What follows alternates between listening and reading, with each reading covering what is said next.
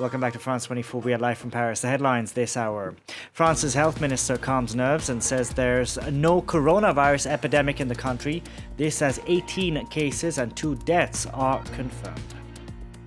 India's Prime Minister breaks his silence after the worst religious clashes in New Delhi in decades. Narendra Modi calling for calm and normalcy after 27 people were reported dead in Hindu-Muslim clashes. And Egypt's former president Hosni Mubarak given full military honors at his funeral service after passing away in Cairo at the age of 91.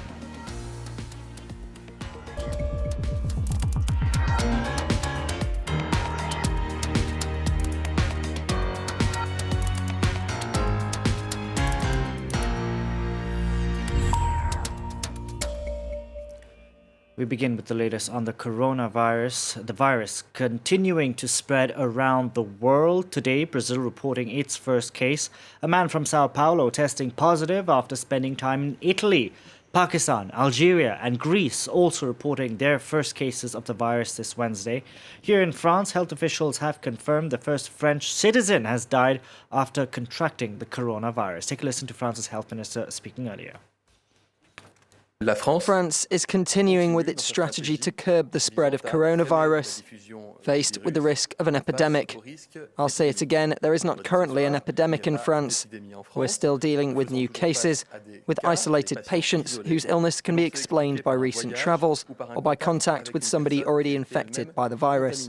To halt the spread of the disease, we need to give people the means to do it, and we need to send clear messages. For more on this story, we can bring in our international affairs editor, Armin Georgian. Good evening, Armin. You just heard there from France's health minister, really calming nerves, saying, listen, this is not an epidemic. Yeah, he kept repeating that it doesn't qualify as an epidemic in France. There are 18 cases. But there was also a kind of snapshot of the global situation, of the worldwide, I should say, from the Director General of Public Health, Jerome Salomon, who spoke actually just after the health minister.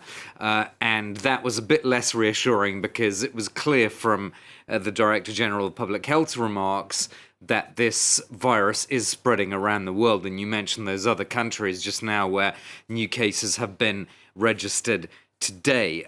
So that is kind of the less reassuring part. And also these two figures, so the health minister and the director general, they didn't actually answer the question of how this man who died of the virus overnight, how he contracted the virus. So because he hadn't traveled to China. He hadn't been to any of the affected areas, so they know that he hadn't been to Lombardy, for example, in Italy, right? So they don't know how he contracted it, and they left that hanging in the air. Now, obviously, they're trying to find out, but that is kind of quite a worrying aspect of this story. But as you say, yes, the health minister was trying to be reassuring. He talked about the masks that were being made available. He also mentioned this number, the 0800 number that people can call if they have any questions.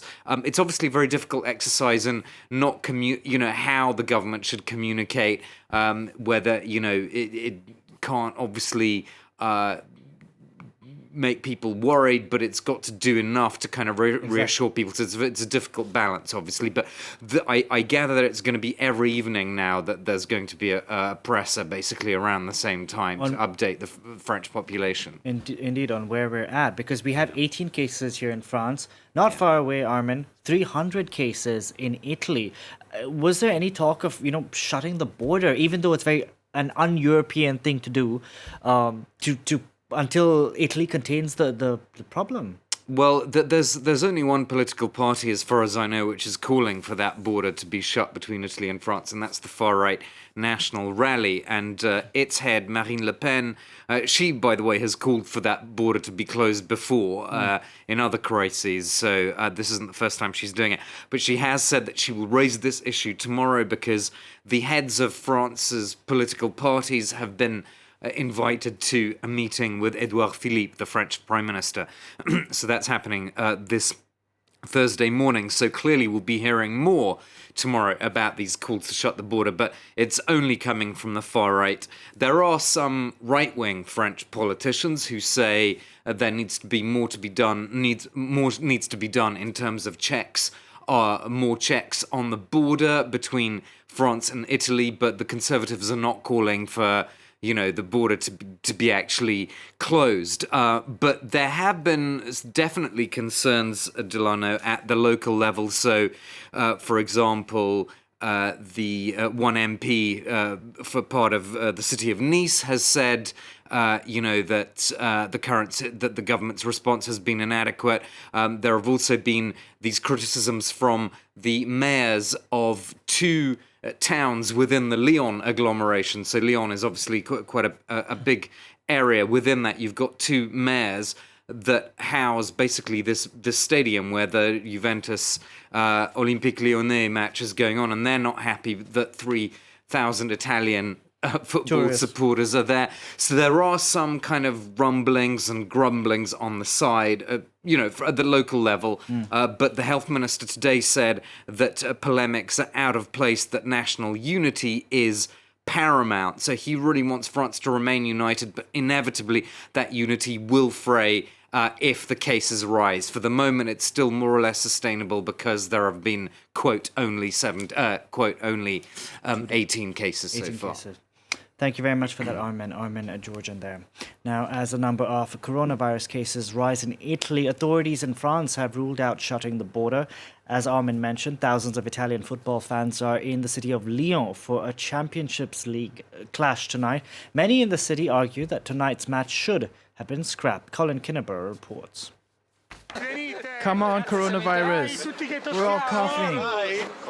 More exasperated than worried, these Juventus fans struck a sarcastic note as they arrived in Lyon Wednesday morning. What, there's no virus in France? There is. So why aren't you doing more tests? The match is going ahead as planned, despite calls from local mayors for Italian supporters to be kept away. There are people coming by bus, and there are also those coming by car, all of whom will be taking public transit used by all the city's residents. So we're opening the door to widespread transmission. Confronted with these concerns at a press conference, Juventus's manager sought to put the risks in perspective. It's a European problem, not an Italian one. In Italy, we did 3,500 tests, and we've had a number of people test positive. In France, you've done 300, so you have much fewer. These French fans aren't too worried either. I'm not scared. I'll be there right till the end. Honestly, I'm not even thinking about coronavirus. I think we shouldn't panic. There are already enough people freaking out about this. Taking steps like canceling the match would only make it worse. Altogether, the match is expected to draw around 58,000 spectators, eager to see how Lyon fares against one of the top-ranked teams in Europe.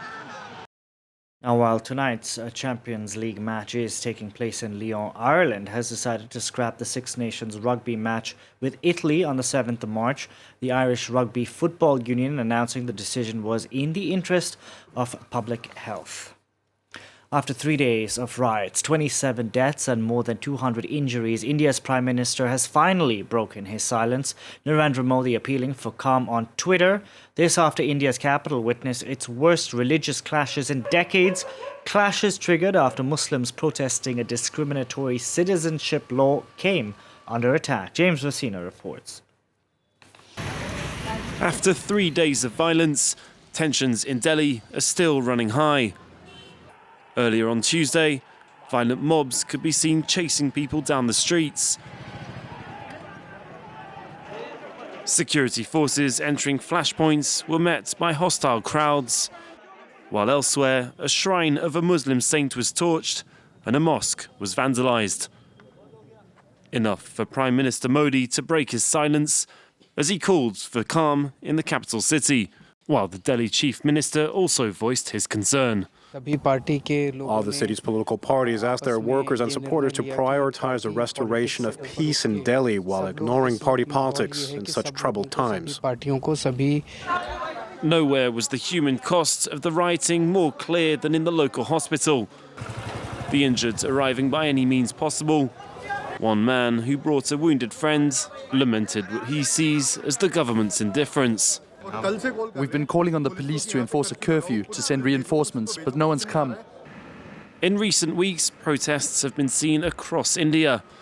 Many are furious at a new citizenship law that they say will stoke religious hatred by creating a path to citizenship for undocumented migrants as long as they're not Muslim. And as smoke now rises from the capital's Muslim-majority neighbourhoods, protesters' worst fears appear to have been realised.